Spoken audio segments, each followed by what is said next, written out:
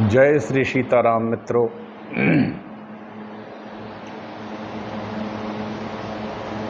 दयालु भक्तजनों, वंदनीय सनातन बंधुओं, श्रद्धालु, संपूर्ण सनातन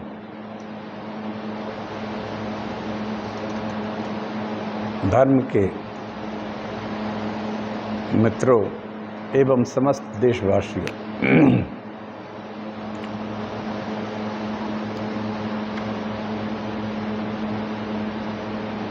मैं पिछले 3 वर्ष से पुराण का पाठन या वाचन कर रहा हूँ। अभी पिछले सप्ताह ही शिव महापुराण को पूरा किया। अब श्री विष्णु महापुराण की कथा कह रहा हूँ। आज लगभग 5वां दिन है। भगवान विष्णु की कथा है, लीलाएं है सब जगह शिव तत्व ही। शिव तत्व ही विष्णु है, वही ब्रह्मा है, वही रुद्र है। आइए, मैं ये कथा टीकमगढ़ मध्य प्रदेश से कहता हूँ। लगभग 3 वर्ष से कह रहा हूँ और ये मेरा 6वां पुराण है।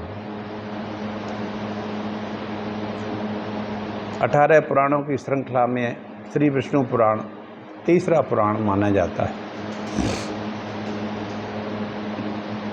मैं डॉक्टर राजेंद्र मिश्रा टीकमगढ़ मध्य प्रदेश से कथा कहता हूँ। आइए एक छोटा सा मंगलाचरण करते हैं, फिर कथा कहते हैं। कथा आप लोग अगर सुनते हो, जो सुन रहे हो, तो वो सब्सक्राइब जरूर करें। कथा तो भगवान की है। इस कथा की विशेषता ये है कि व्यास जी के पिता पाराशर जी ने कही है और विष्णु पुराण भगवान शंकर को अति प्रिय है। पाराशर जी व्यास जी के पिताजी थे। इनके पिता शक्ति थे और शक्ति के पिता वशिष्ठ जी थे और वशिष्ठ जी ब्रह्मा जी के मानस पुत्रों में से एक है, जो भगवान राम के कुल गुरु थे। एक मंगलाचरण करते हैं, उसके बाद कथा आगे बढ़ाते हैं। नमोस्तु रामाय सा लक्ष्मणाय देव्यै च तस्यै जनकात्मजायै। नमोस्तु रुद्रेन्द्रियमानिलेभ्यो नमोस्तु चंद्राग्नि मरुद्गणेभ्यः। प्रभु समर्थ सर्वज्ञ शिव सकल कला गुणधाम। योग ज्ञान वैराग्य निधि प्रणत कल्प तरुणाम। विश्वनाथ ममनाथ पुरारी त्रिभुवन महिमा विदित तुम्हारी। चर अरु अचरु नारग नर देवा सकल करई पद पंकज सेवा। अखंड मंडलाकारं व्याप्तं येन चराचरं तत्पदं दर्शितं। तस्मै श्री गुरुवै नमः। वक्रतुंड महाकाय सूर्यकोटि समप्रभा। निर्विघ्नं कुरु मे देव सर्वकार्येषु सर्वदा। भवानी शंकरौ श्रद्धा भवानी शंकरौ वंदे श्रद्धा विश्वास रूपिण्यौ। याव्यां न विना न पश्यन्ति सिद्धा स्वान्धास्तमीश्वरम्। नमस्ते नीलकंठाय वेदसे परमात्मने विश्वाय विश्वबीजाय जगदानंदे हेतवे। नारायणं नमस्कृत्य नरं चैव नरोत्तमं देवीं सरस्वतीं व्यासं ततो जयमुदीरयेत्। तुलसीदास के पद कमल बारंबार मनाए। गुण गावहु श्री राम के हनुमत होई सहाय। अयोध्या मथुरा माया काशी कांची अवंतिका। पुरी द्वारावती गेया सप्तैता मोक्षदायका।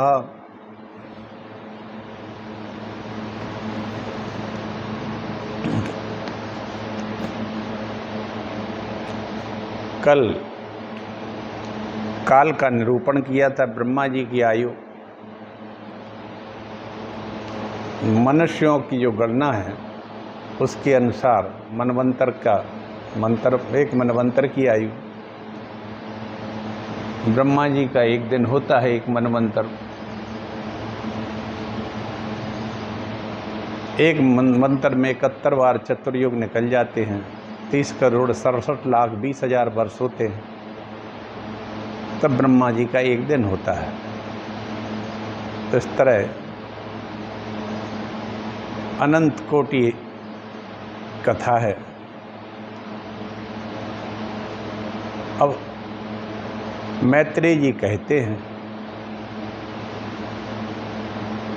यथा ससर्ज देवो असौ देवर्षि पितृदानवान् मनुष्यति तिर्गव्यक्षादिन् भूभ्यो मत्सलिलौकसः यद्गुणं यत् स्वभावं च यद्रूपं च यद्जगद्ध्वज सर्गादौ सृष्टिवान् ब्रह्मा तन्ममाचक्ष्वकृतस्नसः।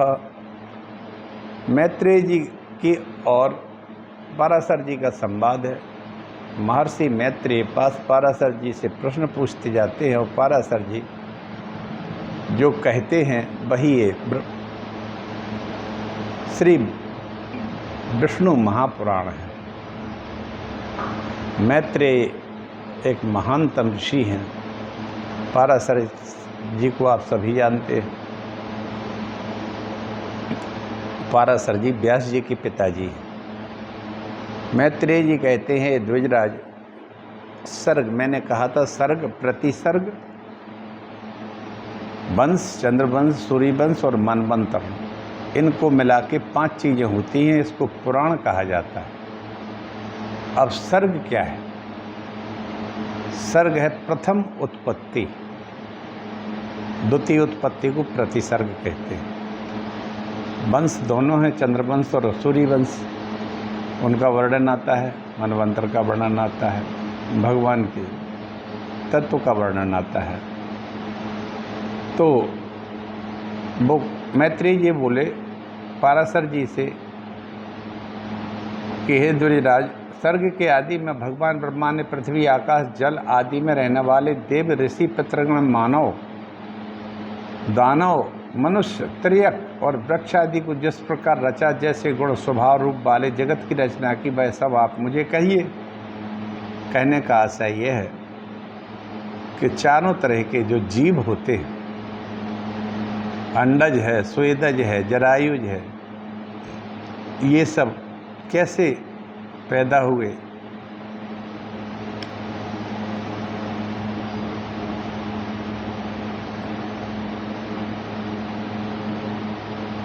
तो पाराशर जी बोलते हैं, हे मैत्रेय, भगवान विभु ने जिस प्रकार सर्ग की रचना की वह मैं तुमसे बताता हूँ। ब्रह्मा जी ने सृष्टि का चिंतन करने पर पहले अबुद्धिपूर्वक पहल असावधानी हो जाने से तमोगुणी सृष्टि का आविर्भाव किया। सबसे पहले ब्रह्मा जी ने तामस अहंकार जिसको कहते हैं उसको पैदा किया। उससे तमोगुणी सृष्टि पैदा हुई। तमोगुणी माने जिसमें सत्व गुण और रजगुण नहीं होता, रजोगुण की कमी होती है, सत्वगुण तो होता ही नहीं। उस महात्मा के प्रथम तम अज्ञान से मोह, महामोह, उस तमोगुण से मोह पैदा हुआ। मोह सकल व्याधिन कर मूला, मोह सकल व्याधिन कर मूला, और पुनि पुनि ते उपजे बहुसूला। इस मोह ने सभी को सूल पैदा कर दिया। मोह पैदा हुआ उस तमोगुण से। फिर महामोह हो गया। महामोह होता है इंद्रियों के द्वारा, शरीर के द्वारा भोगने की इच्छा को महामोह कहते हैं।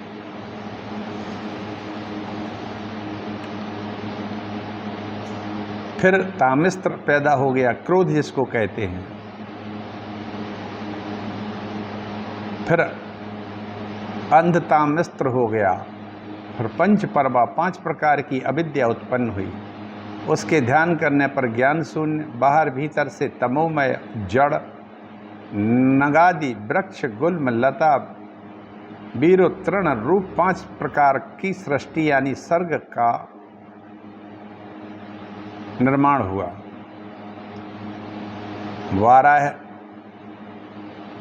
द्वारा सर्वप्रथम स्थापित होने के कारण नगादि को मुख्य कहा गया है, इसलिए यह सर्ग भी प्रमुख सर्ग कहलाता है। उस सृष्टि को पुरुषार्थ की असाधि का देखकर उन्होंने फिर अन्य सर्ग के लिए ध्यान किया तो त्रियक स्रोत सृष्टि उत्पन्न हुई है। सर्ग वायु के समान तिरछा चलने वाला है, इसलिए त्रियक स्रोत कहलाता है। ये पशु पक्षी आदि नाम से प्रसिद्ध है और प्रायः तमोमय अज्ञानी विवेक रहित अनुचित मार्ग का अवलंबन करने वाले और विपरीत ज्ञान को ही यथार्थ ज्ञान मानने वाले हैं। यह सब अहंकारी अभिमानी 28 वधों से युक्त आंतरिक सुख आदि को ही पूर्णतया समझने वाले और परस्पर एक दूसरे की प्रवृत्ति को न जानने वाले होते हैं। तिरछे उड़ने के कारण इनको त्रियक योनि कहते हैं और इनको पक्षी कहते हैं। पक्षियों में उतना ही ज्ञान होता है जितना उस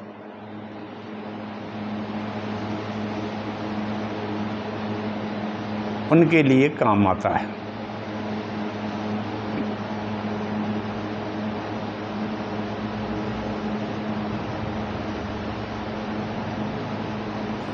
ग्यारह इंद्रियवध तुष्टि और सिद्धि के विपर्य से सहस्त्र बुद्धिवध, ये कुल 28 वध कहलाते हैं। प्रकृति, उपादान, काल और भाग्य नामक 4 आध्यात्मिक और 5 ज्ञानेंद्रियों के बाह्य विषयों से निवृत्त हो जाने से 5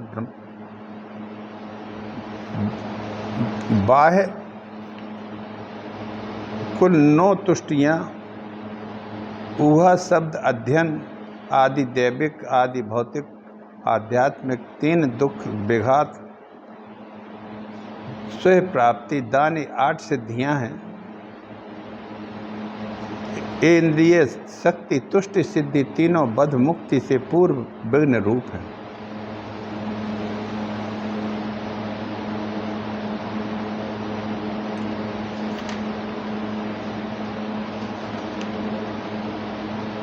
उस सर्ग में भी पुरुषार्थ का असाधक समझ पुनः चिंतन करने पर एक और सर्ग पैदा किया। वह ऊर्ध्व स्रोत नामक तीसरा सात्विक सर्ग ऊपर के लोकों में रहने लगा।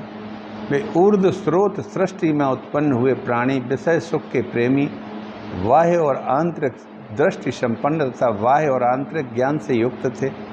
यह तीसरा देव सर्ग कहलाता है।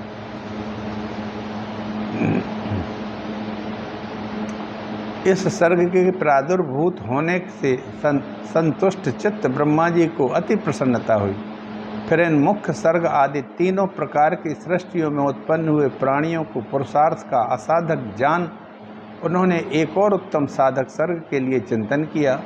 उन सत्य संकल्प ब्रह्मा जी के इस प्रकार चिंतन करने पर प्रकृति से पुरुषार्थ का साधक अर्वाक स्रोत नामक सर्ग प्रकट होता है। इस सर्ग के प्राणी नीचे पृथ्वी पर रहते हैं, इसलिए अर्वाक स्रोत कहलाते हैं। उनमें सत्व, रज और तम तीनों की अधिकता होती है, इसलिए वे दुख बहुल, अत्यंत क्रियाशील एवं बाह्य आभ्यंतर ज्ञान से युक्त और साधक होते हैं। इस सर्ग के प्राणी मनुष्य हैं। ब्रह्मा जी ने एक के बाद एक सर्ग की उत्पत्ति की। चौथा सर्ग जो किया वो मनुष्य सर्ग पैदा किया। ये साधक थे, तीनों गुणों से संपन्न थे और यह मनुष्य हैं। मुनि श्रेष्ठ, इस प्रकार अब तक तुमसे 6 सर्ग कह दिए हैं। इनमें महत्त्व को ब्रह्मा का पहला सर्ग, दूसरा तन्मात्राओं का सर्ग भूत सर्ग कहलाता है, तीसरा वैकारिक सर्ग है जो इंद्रिय संबंधी है। इस प्रकार बुद्धिपूर्वक उत्पन्न हुआ प्राकृतिक सर्ग है। चौथा मुख्य सर्ग है, पर्वत वृक्षादि स्थावर ही मुख्य सर्ग। पांचवा जो त्रियक स्रोत बतलाया गया है, कीट पतंग आदि योनि भी कहते हैं। फिर छठा सर्ग ऊर्ध्व श्रोताओं का है जो देव सर्ग कहलाता है। उसके पश्चात 7वां सर्ग मनुष्यों का सर्ग है। 8वां सर्ग है अनुग्रह सर्ग, वह सात्विक और तामसिक है। ये 5 वैकृत विकारी सर्ग हैं और पहले 3 प्राकृतिक सर्ग कहलाते हैं। 9वां कुमार सर्ग है जो प्राकृतिक और विकृत भी है। इस तरह मूलभूत 9 सर्ग तुम्हें सुनाए, अब और क्या सुनना चाहते हो, ऐसा मैत्रेय जी से कहा। मैत्रेय जी ने कहा विस्तार पूर्वक, पूर्वक सुनना चाहता हूँ। तो उन्होंने कहा संपूर्ण प्रजा अपने पूर्व शुभ अशुभ कर्मों से युक्त है, अतः प्रलय काल का सब लय हो जाता है, सबका लय हो जाता है, लेकिन उनके संस्कारों से मुक्त नहीं होता। ब्रह्मा जी की सृष्टि में कर्म में प्रवृत्त होने पर देवताओं को लेकर स्थावर पर्यंत 4 प्रकार की सृष्टि हुई। वह केवल मनोमयी थी। तब देवता, असुर, पितृगण और मनुष्य इन चारों की तथा जल की सृष्टि करने की इच्छा से उन्होंने अपने शरीर का उपयोग किया। सृष्टि रचना की कामना से प्रजापति के युक्त चित्त होने पर तमोगुण की वृद्धि हुई। इससे सबसे पहले उनकी जंगा से असुर उत्पन्न हुए। भगवान ब्रह्मा जी की जंगा से असुरों का निर्माण हुआ, असुर उत्पन्न हुए। तब से हे मैत्री, उन्होंने उस तमोमय शरीर को छोड़ दिया और वह छोड़ा हुआ तमोमय शरीर ही रात्रि हुआ। फिर अन्य देह में स्थित होने पर सृष्टि की कामना वाले प्रजापति को अति प्रसन्नता हुई। हे द्विज, उनके मुख से सत्व प्रधान देवता उत्पन्न हुए। तदनंतर उस शरीर को भी त्याग दिया। वह त्यागा हुआ शरीर सत्य स्वरूप दिन हुआ। इसलिए रात्रि में असुर बलवान होते हैं और दिन में देवगणों का बल तेज होता है। फिर उन्होंने आंशिक सत्व में अन्य शरीर धारण किया। पार्श्वभाग से पितृगण की रचना की। पितृ की रचना कर उन्होंने उस शरीर को छोड़ दिया। वह त्यागा हुआ शरीर ही दिन और रात्रि के बीच में संध्या हुई। तत्पश्चात उन्होंने आंशिक रजोमय एवं अन्य शरीर धारण किया है। दोस्तों, उसमें द्विज श्रेष्ठ उससे रजह प्रधान मनुष्य उत्पन्न हुए। फिर शीघ्र ही प्रजापति ने उस शरीर को भी त्याग दिया। वह ज्योत्सना हुआ, जिसे पूर्व संध्या अथवा प्रातः काल कहते हैं। वाह! इसलिए मैत्री, प्रातः काल होने पर मनुष्य सायंकाल के समय पितर बलवान होते हैं। प्रातः काल में मनुष्य बलवान होता है और सायंकाल में पितर बलवान होते हैं। इस प्रकार रात्रि और दिन, प्रातःकाल, सायंकाल, ये चारों प्रभु ब्रह्मा के ही शरीर हैं, तीनों गुणों के आश्रय हैं। फिर ब्रह्मा जी ने एक और रजो मात्रात्मक शरीर धारण किया। उसके द्वारा ब्रह्मा जी से क्षुधा उत्पन्न हुई और क्षुधा से कामक की उत्पत्ति हुई। भगवान प्रजापति ने अंधकार में स्थित होकर क्षुधाग्रस्त सृष्टि की रचना की। उसमें बड़े कुरूप और दाढ़ी मूछ वाले व्यक्ति उत्पन्न हुए। ब्रह्मा जी ने क्षुधाग्रस्त, जिनको भूख लगती है और कुछ भी खाते रहते हैं, ऐसे कुरूप दाढ़ी मूछ वाले व्यक्ति उत्पन्न किए। वे स्वयं ब्रह्मा जी की ओर ही उन्हें भक्षण करने के लिए दौड़ पड़े।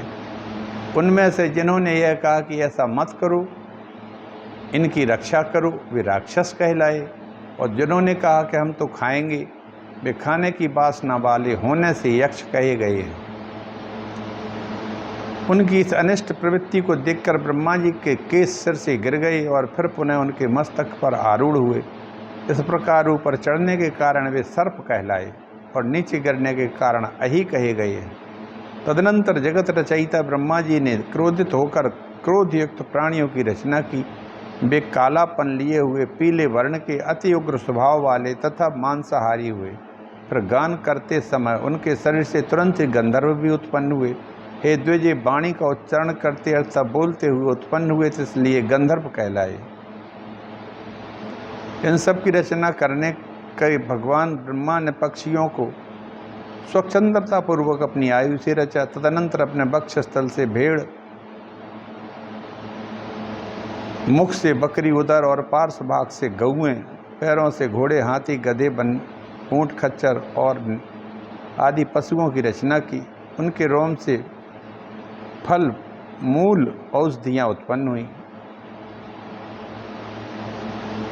इस तरह से कल्प के आरंभ में ब्रह्मा ने पशु और औषधि आदि की रचना करके फिर त्रेतायुग के आरंभ में उन्हें यज्ञ आदि कर्मों में सम्मिलित किया। गौ, बकरी, पुरुष, भेड़, घोड़े, खच्चर, गधे, ये सब गाँव में रहने वाले पशु हैं। जंगली पशु ये हैं: व्याघ्र, 2 खुर वाली वनगाय, हाथी, बंदर, 5वां पक्षी, 6ठे जल के जीव और 7वें सरीसृप आदि। फिर अपने प्रथम पूर्व मुख से ब्रह्मा जी ने गायत्री, ऋक्, त्रिव्रत, सोम, रथंतर, अग्निष्टोम यज्ञों को निर्मित किया। दक्षिण मुख से यजुर्वेद, पूर्व मुख से गायत्री और ऋग्वेद, दक्षिण मुख से यजुर्वेद त्रष्टुप छंद, पश्चिम मुख से सामवेद जगती छंद, उत्तर मुख से 1 स्तुम अथर्ववेद अनुष्टुप छंद और वैराज की सृष्टि की। इस प्रकार उनके शरीर से समस्त ऊंचे नीचे प्राणी उत्पन्न हुए। उन आदिकर्ता प्रजापति भगवान ब्रह्मा ने देव असुर पितृ मनुष्यों की सृष्टि कर तदनंतर कल्प का आरंभ होने पर फिर यक्ष पिशाच गंधर्व अप्सरा मनुष्य किन्नर राक्षस पशु पक्षी मृग और सर्प आदि संपूर्ण नित्य एवं अनित्य स्थावर जंगम जगत की रचना की, जिनमें से जिनके जैसे कर्म और पूर्व कल्प में थे पुनः सृष्टि होने पर उनकी फिर उनमें ही प्रवृत्ति हो जाती है।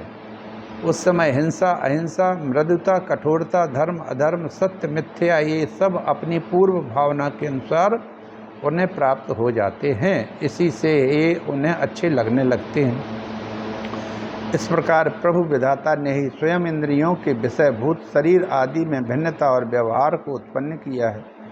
उन्हीं ने कल्प के आरंभ में देवता आदि प्राणियों के वेदानुसार नाम और रूप कार्य विभाग को निश्चित किया।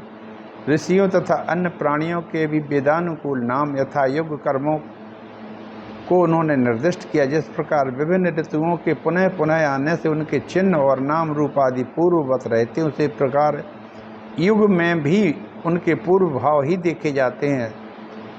शक्ति सृष्टि रचना की इच्छा रूप शक्ति से युक्त वे ब्रह्मा जी सृज शक्ति सृष्टि के प्रारब्ध की प्रेरणा से कल्पों के आरंभ में बारंबार इस प्रकार सृष्टि की रचना किया करते हैं।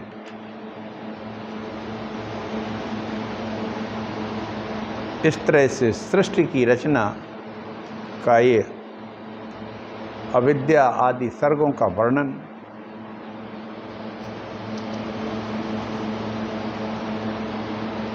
पूर्ण हुआ।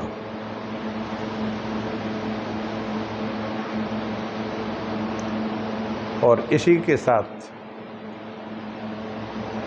ये आज की कथा या आज का पाठन कहें, इसी को मैं यहीं पर पूर्ण करता हूँ, वाणी को विराम देता हूँ। भगवान विष्णु आप सबके ऊपर कृपा करें, देश के ऊपर कृपा करें। आज वट सावित्री व्रत है। आज के दिन सावित्री अपने पतिव्रत बल से अपने पति को यमराज से छुड़ा लाई थी। तब से इस व्रत का नाम वट सावित्री व्रत है। ऐसे हमारी मातृ शक्तियाँ बड़ी भारी तपस्विनी थीं और उस परंपरा को हमारे देश की मातृ शक्तियाँ नष्ट ना होने दें। इसीलिए और इसी के साथ हमारी पर्यावरण भी जुड़ा है। वट सावित्री में वट की पूजा होती है। वट वृक्ष एक ऐसा वृक्ष है जिसकी आयु बहुत होती है। असंख्य उसमें छोटे छोटे फल लगते हैं जो पक्षियों के खाने के काम में भी आते हैं। भगवान शिव का बड़ा प्रिय वृक्ष है, उसी के नीचे बैठते हैं भगवान शंकर जी। पहले वट इतने बड़े बड़े होते थे कि उनके नीचे बारातें रुक जाती थी। वट सावित्री की पूजन आज है और इसीलिए आज पूरे देश में सभी सनातन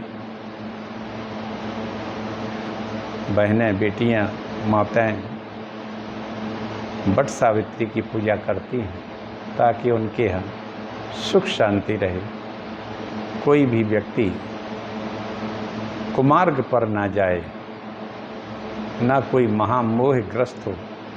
मोह तो होता ही है, तब तो संसार चलता है, लेकिन महामोह जो कहलाता है वो नशा है, भोग हैं और वो सभी अत्यंत घृणित हैं, उनको नहीं करना चाहिए। मातृ शक्तियों को अपने तपोबल को सुरक्षित रखना चाहिए। क्योंकि उन्हीं से महाबली और परमात्मा भी अवतार लेते हैं। इसी के साथ मैं सभी को वट सावित्री व्रत की शुभकामनाएं देता हूँ। हमारी मातृशक्ति भारत माता है। भारत माता की जय हो। भगवान विष्णु की जय हो। लक्ष्मी नारायण भगवान आप सब पर कृपा करें। जय श्री राम। हर हर महादेव। इसी के साथ मैं अपनी वाणी को विराम देता हूँ।